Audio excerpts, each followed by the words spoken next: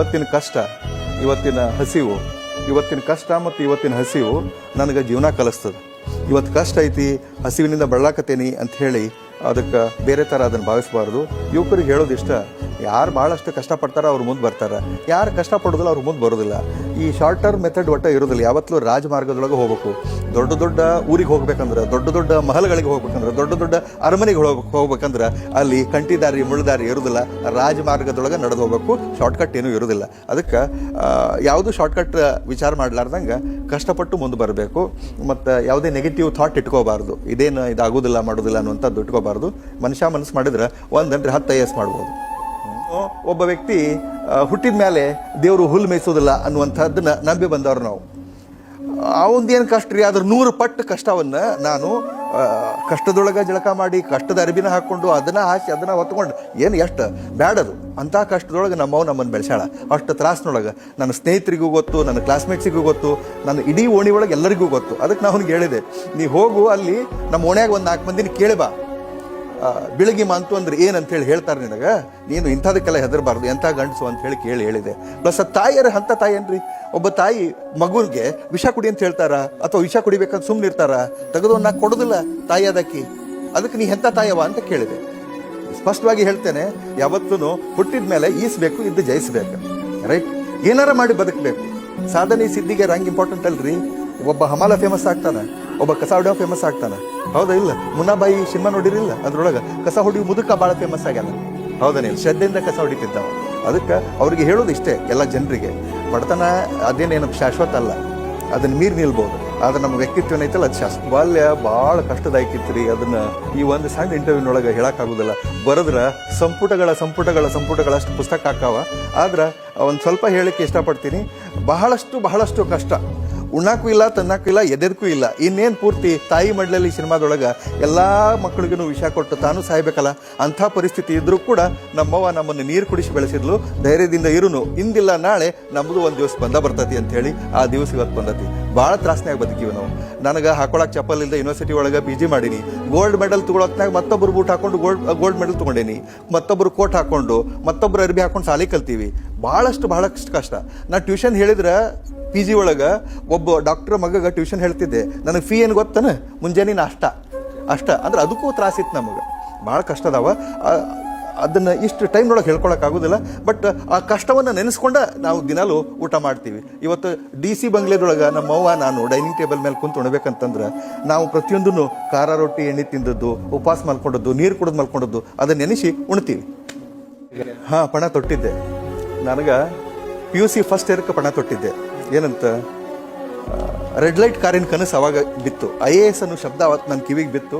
ಅವತ್ತಿಲಿಂದ ಇವತ್ತಿನ ತನ ಬಿಟ್ಟು ಬಿಡದ ಬಹಳಷ್ಟು ಶ್ರದ್ಧೆಯಿಂದ ಪ್ರಾಮಾಣಿಕವಾಗಿ ಅದ್ರ ಬೆನ್ನು ಹತ್ತಿದೆ. ಅದನ್ನು ಹಿಡ್ಕೊಂಡೇನಿ, ಸಾಕ್ಷಾತ್ಕಾರ ಮಾಡೀನಿ. ಪಣ ಅಲ್ಲ. ನಾನು ಎಲ್ಲ ವಿದ್ಯಾರ್ಥಿಗಳಿಗೆ ನಾನು ಹೇಳ್ತಾರೆ ಏನಂದ್ರೆ ಛಲ ಅಂತ. ಅದೇನು ಬಸವಣ್ಣನ ಛಲ ಅಂತ ಹೇಳ್ತಾರೆ, ಛಲ ಬೇಕು ಶರಣಂಗೆ ಅಂತ ಹೇಳಿ. ಸೊ ಆ ಥರದ ರೊಚ್ಚು ಕಿಚ್ಚು ಅವು ಏನು ಬೇಕಾದಾಗಲಿ ಅದಾಗೋದು. ಸಣ್ಣ ಭಾಳ ಬಂದು ರೀ, ಭಾಳ ಬಿಟ್ಟಿವಿ ನಾವು. ನಮ್ಮ ದೋಸ್ತರೆಲ್ಲ ಹುಚ್ಚದಾನವ, ಏನು ಹಂಗೆ ಓದ್ಕೋತ ಹೊಂಟಾನ, ಅವು ಏನೂ ಆಗೋದಿಲ್ಲಲ್ಲ ಅಂದ್ರೆ. ನಾ ಇವತ್ತು ಇದಾಗೇನಿ ನಮ್ಮ ದೋಸ್ತರೆಲ್ಲ ಸೆಲೆಬ್ರೇಟ್ ಮಾಡಿ ನನಗೆ ನಮ್ಮ ರಾಮದುರ್ಗದೊಳಗೆ ಎಂಥ ದೊಡ್ಡ ಕಾರ್ಯಕ್ರಮ ಮಾಡಿ ನನಗೆ ಸನ್ಮಾನ ಮಾಡಿದ್ರು. ನಿಮಗೆ ಯಾವ ವಯಸ್ಸಿನಾಗ ಅನಿಸ್ತು ಸರ್ ನಾನು ಈ ಥರ PUC ಫಸ್ಟ್ ಇಯರ್ ಇದ್ದಾಗ? ಮ್ಯಾಟ್ರಿಕ್ ಮುಗಿಸಿ ಫಸ್ಟ್ ಇಯರ್ಗೆ ಜಾಯ್ನ್ ಆದ್ನಲ್ಲ, ಅವಾಗ ನಮ್ಮ ಸರ್, ನಾನು ಸೈನ್ಸ್ಗೆ ಹಚ್ಚಿದ್ದೀನಿ ರೀ. ಫಸ್ಟ್ ಕ್ಲಾಸ್ ಆದ್ಮೇಲೆ ಸೈನ್ಸ್ಗೆ ಹಚ್ಬಿಡುದು. ನಾನು ಹಚ್ಚಿದ್ನಿ. ಫೀ ತುಂಬಕ್ಕಾಗಲಿಲ್ಲ. ಬರೀ 260 ರೂಪಾಯಿ ಇತ್ತು, 65 ರೂಪಾಯಿ ಫೀ ತುಂಬಕ್ಕಾಗಲಿಲ್ಲ. 1-2 ತಿಂಗಳು ಸಾಲಿಗೆ ಹೋಗಿ ಆಮೇಲೆ ಫೀ ತುಂಬಲಿಲ್ಲ ಅಂದ್ರೆ ಬಿಟ್ಟು ಬಿಡು ಅಂತಂದ್ರು. ನಮ್ಮ ಮನೆಗೆ ಜಗಳ ತೆಗೆದು ಕೊಡ್ರಿ ಅಂತೇಳಿ. ಎಲ್ಲಿಂದ ಕೊಡ್ತಾರೆ? ಸಾಲಿನ ಬಿಟ್ಬಿಡ್ನಿ ಅಂದರು. ಅದಕ್ಕೆ ಆರ್ಟ್ಸಿಗೆ ಹಚ್ಚು, ಫೀ ಕಡಿಮೆ ಐತಿ ಅಂತ. ಮುಂದೆ ಏನಾರು ಒಳ್ಳೇದಾಕತ್ತೆ ಅಂತಲ್ಲ, ಕಾಲೇಜಿಗೆ ಹೋಗ್ಬೇಕು ಅನ್ನೋ ಆಸೆ ಇದ್ರೆ, ಚಟ ಇದ್ರೆ ಹೋಗು, ಆದ್ರೆ ಆರ್ಟ್ಸಿಗೆ ಹಚ್ಚು, 30 ರೂಪಾಯಿ ಐತೆ ಅಲ್ಲಿ ಅಂತ. ಸೊ 30 ರೂಪಾಯಿ ಫೀ ಕೊಟ್ಟು ಅಲ್ಲಿ ಸಾಲಿಗೆ ಹಚ್ಚಿರ. ನನ್ನ ಓದ್ನಿ. ಅಲ್ಲಿ ನಾನು ಸ್ವಲ್ಪ ಶಣೆ ಇದ್ದೀನಿ ಅಂತ ಮ್ಯಾಟ್ರಿಕ್ ಕನ್ಸಿತ್ತು ಲಾಸ್ಟಿಗೆ. ಅಲ್ಲ, ಮ್ಯಾಟ್ರಿಕ್ದೊಂದು ಭಾಳ ದೊಡ್ಡ ಕಥೆ ಅದ. ಅದು ಸಪ್ರೇಟ್ ಒಂದು ಎಪಿಸೋಡ್ ಹಾಕೈತೆ ಹೇಳಿದ್ರು, 1 ತಾಸಿಂದ. ಅದನ್ನ ಹೇಳಲ್ಲ ಇಲ್ಲಿ. ಇಲ್ಲ, ಅಲ್ಲಿ ಮ್ಯಾಟ್ರಿಕ್ನೊಳಗೆ ನನಗೆ ಆ್ಯಕ್ಚುಲಿ 1ನೇ ತಲಿಂತ 9ನೇ ತನ ನಾನು ಒಟ್ಟ ಪಾಸ್ ಆಗಿದ್ದಿಲ್ಲ. ನನ್ನನ್ನು ಬರೀ ಪಾಸ್ ಮಾಡ್ತಿದ್ರು. ಅಷ್ಟು ದಡ್ಡ ಇದ್ದೆ. ಮತ್ತು ನಾನು ದಡ್ಡ ಅಂತ ಒಪ್ಕೊಂಡಿದ್ದೆ. ಆದ್ರೆ ಒಂದು ಇವೆಂಟ್ನೊಳಗೆ ನಮ್ಮ ಎಲ್ಲ ಸ್ನೇಹಿತರು ಒಂದು ಸಲ 6 ತಿಂಗಳ ಪರೀಕ್ಷೆ ಸಮೀಪ ಬಂದಾಗ ನೀ ಎಷ್ಟು ತಾಸು ಓದ್ತಿಲೆ ನಿಂದು ಎಷ್ಟಲೆ ಅಂತ ಚರ್ಚೆ ಮಾಡಾಕತ್ತಿದ್ವಿ ನಾವು. ಅವಾಗ ಒಬ್ಬ 12 ತಾಸಂದ, ಒಬ್ಬ 16 ತಾಸಂದ, ಹಿಂಗೆ ಎಲ್ಲರೂ ಹೇಳ್ಕೊತ ಒಬ್ಬೊಬ್ರು ಒಂದೊಂದು ಹೇಳಾಕತ್ತಿದ್ರ. ಒಬ್ಬ ಕೇಳಿ ನಿನ್ಲೆ ಅಂತ ನಾನು ಕೇಳ್ದ. ನಾನು ಒಂದು 8 ತಾಸು ಹೇಳ್ಬೇಕಂದು ಆಸೆ ಇತ್ತು. ನಾನು ಬಾಯಿ ಬಿಡ್ಕೊಡ್ದ, ಅವೆಲ್ಲೇ ಬರೀ ಗುಂಡಾಡ್ತಾನ, ಚಪ ಆಡ್ತಾನ, ಒಟ್ಟಾಡ್ತಾನ, ಉಡಾಳ್ಗಿರಿ ಮಾಡ್ತಾನ, ಅವಾಗ ಅಭ್ಯಾಸ ಮಾಡ್ತಾನ ಅಂತೇಳಿ ಅವ ಅಂದ. ಅನ್ನೋರೊಳಗೆ ಎಲ್ಲ ದೋಸ್ತರು ಹೋ ಅಂತ ನಕ್ಬಿಟ್ರು.